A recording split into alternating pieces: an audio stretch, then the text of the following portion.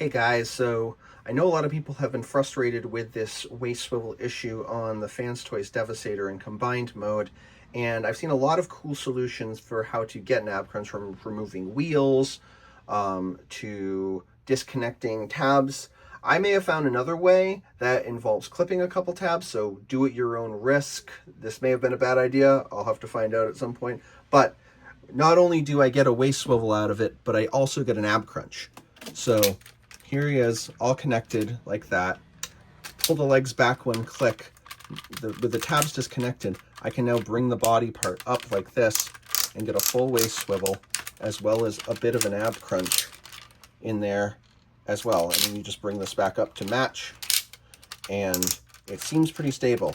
I'm going to get it into combined mode after I show you guys how I did it, and in full combined mode, and we'll see how stable it actually is. But yeah, let's get into it.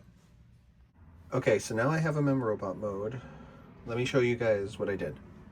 So, first thing I recommend everyone done if they haven't done it yet is pull the ab crunch and turn it around here.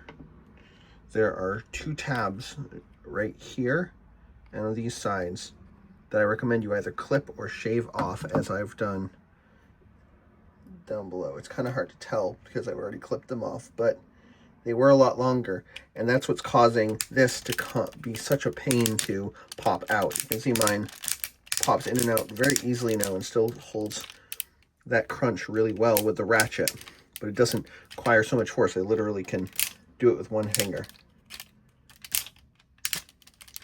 Because there were two tabs popping off, focus, two tabs popping off here and here, or two tabs going outward that clip into the sides right here. And the tension was just too great. The tabs are too long. It was holding too much tension on it. When you clip them away, it still locks down, but you can pull it up a lot easier. But that's going to help what I did later on. Now, the main tabs I clipped off in order to give him the ab crunch and the waist swivel in combined mode is, if you bring down the armpit things right here, there were two tabs, the one on this side and one on this side. I'll spin this, see if I can get it from this angle to show you better. So if you look here, there was a tab right here, and I've kept, and then there was one here that I've clipped off. It has a little detail in it like that. And those lock down into these parts when in combined mode, and keep this crunch from engaging properly. But there's really no added stability or benefit that I've found to keeping them. There might be, but I have not found it yet. So I decided to take a stab, no pun intended, and clip them off. And that has allowed me to get the ab crunch engaged, as well as being able to pull this part up and get the waist swivel involved. Let me get it back in combined mode and I'll show you guys.